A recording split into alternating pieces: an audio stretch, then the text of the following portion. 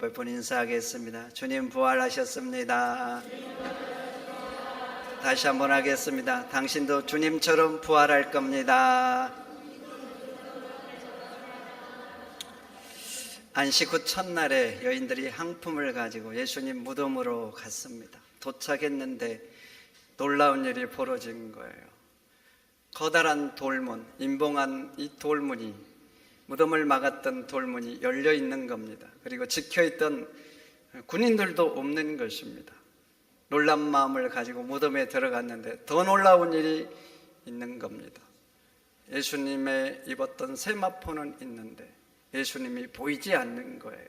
예수님이 보이지 않는 거예요. 어찌된 일인가 놀라서 두리번거리고 있는데 그때 천사가 나타나서 이렇게 말합니다. 어찌하여 살아있는 자를 죽은 자 가운데서 찾느냐? 어찌하여 살아있는 자를 죽은 자 가운데서 찾느냐? 예수는 여기 계시지 않고 살아나셨느니라. 여러분, 그렇습니다. 우리 예수님은 사망 권세를 이기시고 죽은 지 3일 만에 부활하신 것입니다. 그래서 기독교는 부활의 종교인 줄 믿습니다. 기독교는 생명의 종교입니다. 죽은 자를 믿는 종교가 아니에요. 살아계신 하나님을 믿는 종교인 것입니다. 그러면 왜 기독교가 부활의 종교입니까? 첫째, 예수님은 말씀하신 대로 부활하셨기 때문에 그래요. 여러분, 예수님의 부활이 어쩌다 우연입니까? 그렇지 않는 거예요. 말씀하신 대로 살아나신 겁니다. 오늘 본문도 보세요. 무덤을 찾았던 여인들에게 천사가 하는 말이 뭡니까? 그가 여기 계시지 않고 그가 말씀하신 대로 살아나셨느니라. 말씀하신 대로 살아나셨다는 겁니다. 예수님은 십자가에 죽기 전에 수차례 제자들에게 말씀하셨어요. 자기가 어떤 고난을 받고 어떻게 죽고 3일 만에 그리고 살아날 거라고 수차례 말씀하셨습니다. 마태복음 20장 19절, 이방인들에게 넘겨주어 그를 조롱하며 채찍질하며 십자가에 못 박게 할 것이나 제3일에 살아나리라. 예수님이 하신 말씀이에요. 자기가 십자가에 못 박아 죽은 후에 제3일에 살아날 것이라고 이렇게 말씀하고 있는 거예요. 누가복음 9장에도 마찬가지예요. 인자가 많은 고난을 받고 장로들과 대제사장들과 서기관들에게 버림받아 죽임을 당하고 제3일에 살아나야 하리라. 여기도 보세요. 예수님은 자신이 제3일에 살아날 거라고 말씀하고 있는 거죠. 마태복음 16장 17장 그리고 누가복음 13장과 24장에도 역시 예수님이 고난 후에 죽고 3일에 살아날 것을 여전히 말씀하고 있는 거죠.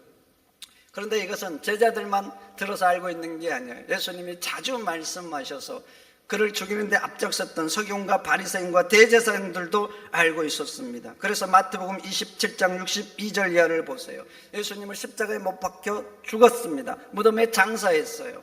그런데 이들이 걱정이 되는 거예요. 뭐가 걱정되는가? 예수님이 살아계실 때 말씀하셨거든요. 3일 만에 살아날 거라고. 그러니까 이들은 이런 걱정을 했어요. 제자들이 혹시 무덤에 와서 예수님의 시체를 훔쳐간 다음에 살아났다고 하면은 어떻게 될까? 군중들이 더 동요하고 소란이 일어날 거라고 생각을 한 거예요. 그래서 이들은요, 빌라도를 찾아갔습니다. 그리고 말했어요. 그자가 살아있을 때 3일 만에 살아날 거라고 했다고. 그러니까 군병을 내어줘 무덤을 지켜라고 한 거예요. 그런데 빌라도는 그것이 좀 못마땅했나 봅니다. 그래서 말합니다. 너희들에게 군사가 있지 않느냐? 그러니 너희가 힘써 지키라. 그래서 그들은 무덤에 임봉을 한 거예요. 빌라도의 인장으로 임봉을 하고 군인들로 무덤을 지킨 겁니다. 그들은 예수님이 살아날 거라고 생각해서 그런 게 아니에요. 혹시 제자들이 훔쳐갈까 봐, 그래서 소문을 내면 더 혼란스러울까 봐 그렇게 한 거예요. 어찌됐든 예수님이 고난받은 후에 살아날 것은 제자들만 알고 있는 사실이 아니었다는 거죠. 그를 죽이는데 앞장섰던 그들도 알고 있었던 것입니다. 고린도전서 15장 3절 4절도 보세요. 성경대로 그리스도께서 우리 죄를 위하여 죽으시고 장사 지낸 바 되셨다가 성경대로 사흘 만에 다시 살아나셨다 기록하고 있잖아요. 여러분, 예수님의 십자가의 죽음도 우연이 아니죠. 수차례 예언했습니다. 여러분들이 가장 잘 아는 이사야 53장 말씀, 이사야를 통하여 수백 년 전에 예언했어요. 그가 찔림은 우리 허물 때문이고 그가 상함은 우리의 죄악 때문이라고. 우리는 다 양 같아서 그릇 행하여 각기 제 길로 갔거늘 여호와께서는 우리 모두의 죄악을 그에게 담당시켰다고. 1, 2년 전에 예언된 게 아니에요. 수백 년 전에 예수님이 어떠한 죽음으로 죽으실 것을 성경은 미리 예언해 놓은 거예요. 그래서 고린도전서 15장도 성경대로 그리스도께서 우리 죄를 위하여 죽으시고 장사 지냈다 그래요. 그런데 살아나신 것도 역시 성경대로 다시 살아나셨다 말씀하고 있는 것입니다. 여러분, 그래요. 예수님의 부활은 어쩌다 우연이 아닌 거예요. 예수님이 말씀하신 대로 성경대로 부활하신 줄 믿습니다. 그래서 기독교는 처음부터 생명의 종교입니다. 죽은 종교가 아니에요. 그리고 예수님은 말씀하신 대로 부활하신 거예요. 그래서 기독교는 부활의 종교고 영생의 종교고 살아계신 하나님을 믿는 능력의 종교인 줄 믿습니다. 두 번째, 왜 기독교가 부활의 종교입니까? 예수님은 부활하심으로 자신이 하나님의 아들임을 확증했습니다. 예수님이 십자가에 유대인들이 죽이려고 했잖아요. 그 제목이 뭔지 아세요? 결정적으로 죽여야 된다, 이는 사형이라, 이렇게 한 제목이 뭔지 아십니까? 예수님이 자신은 하나님의 아들이라 했다는 거예요. 하나님의 아들이라. 이 말을 듣고 유대인들은 자기 옷을 찢었어요. 그러면서 말했어요. 이는 신성모독이라고. 우리가 어떤 증인을 더 요구하리요? 이는 사형이라고. 그렇게 말을 한 거예요. 유대인들에게 가장 무서운 죄, 큰 죄는요, 살인죄 아닙니다. 도적질하는 거, 간음죄, 이런 게 아니에요. 가장 무섭고 중한 죄는요, 신성모독입니다. 그래서 유대인들은 하나님의 성호조차 부르지 않습니다. 아무도 안 불러요. 아무도. 하나님의 이름을 망령되이 혹시나 일컬을까 봐. 나같이 부족한 인간이, 죄인이 부르면 안 된다고 생각을 합니다. 딱 한 사람이 1년에 한 차례 부릅니다. 대제사장이 대속죄일 날 지성소에 들어가서 딱 한 번 불러요. 이렇게 아무도 부르지 않으니까 유대인들은 하나님의 성호를 잊어버렸습니다. 물론 성경에 하나님의 성호가 기록되어 있습니다. 그런데 히브리어는 말이죠, 원래 자음만 있습니다. 자음만, 모음이 없어요. 요즘 편의상 모음을 찍어 놓은 거예요. 그러니까 히브리 글자는 모음이 없는 글자예요. 신기하죠? 신기해. 그러니까 문맥의 흐름을 보고 익숙하게 이게 무슨 단어라고 아는 거예요. 그런데 성경에 하나님의 성호가 기록되어 있잖아요. 자음으로 4글자가 기록되어 있습니다. 이것을 신성사문자 테트라그라마톤이라고 이렇게 말합니다.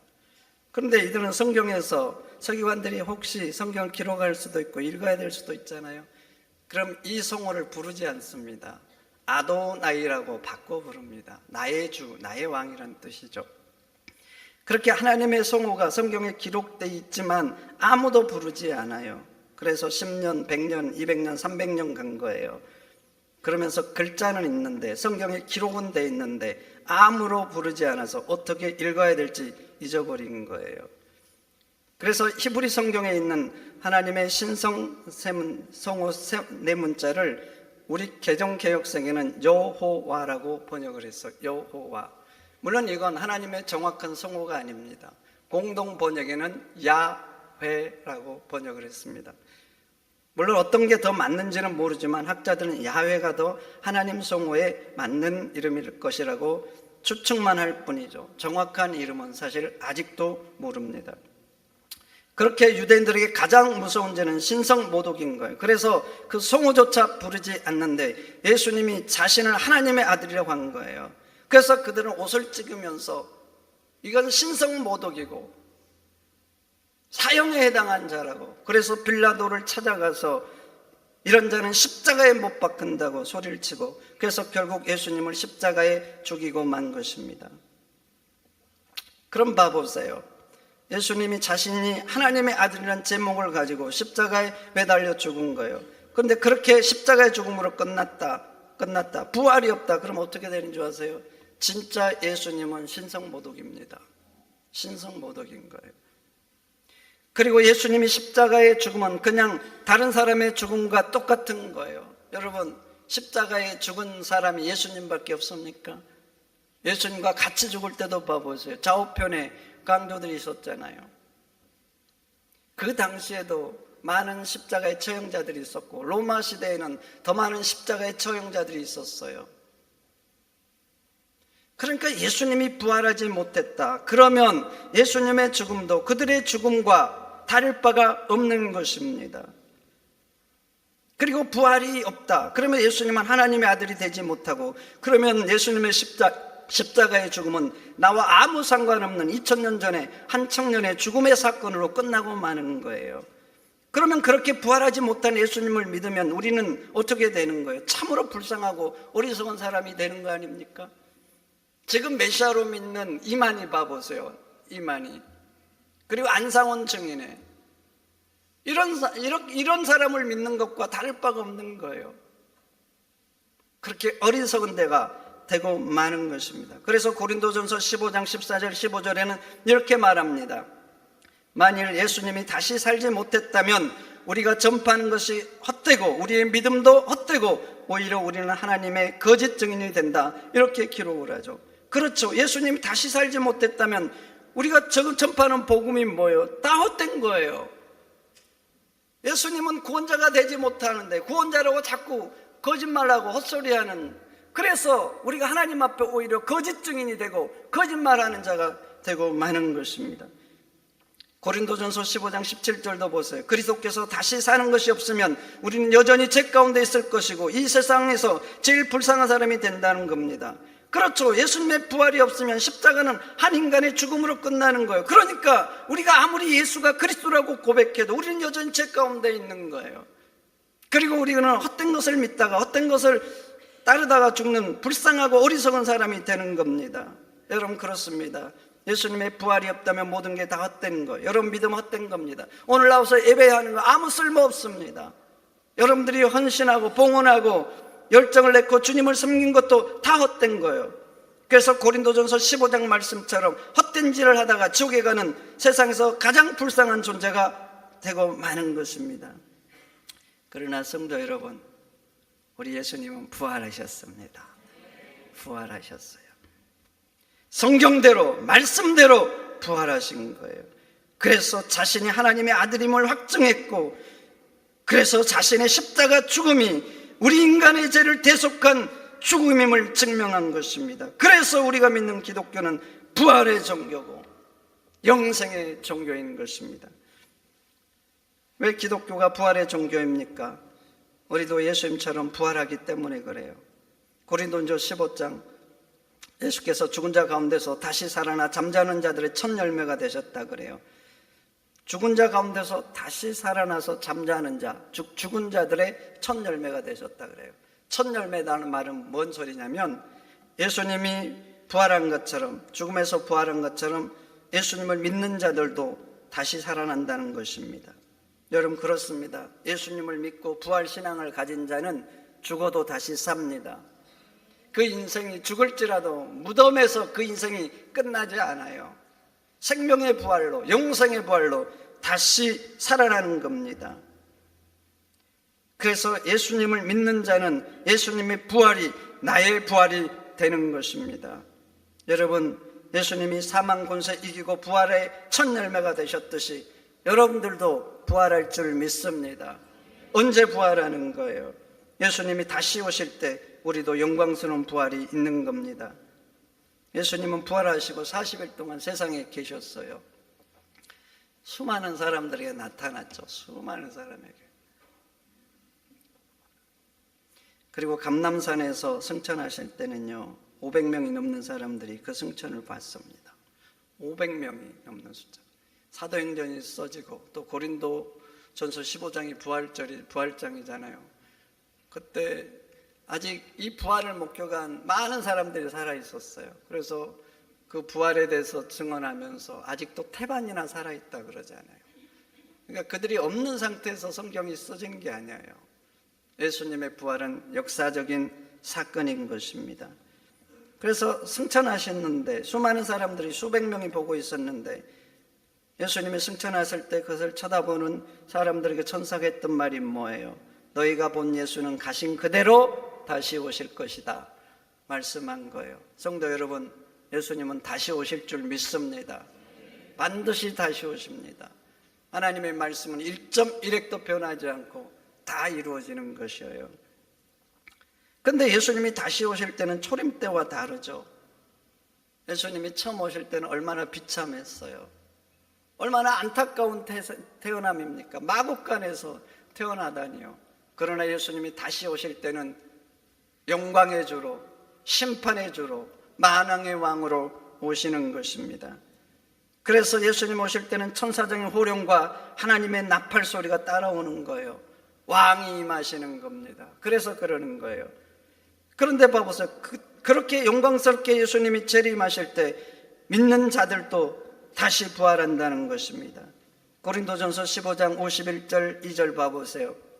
우리가 다 잠잘 것이 아니요 마지막 나팔에 순식간에 호련히 다 변화하리니 나팔 소리가 나매 죽은 자들이 썩지 아니할 것으로 다시 살고 우리도 변하리라 그래요. 나팔 소리가 끝나면 죽은 자들이 먼저 일어난다는 겁니다.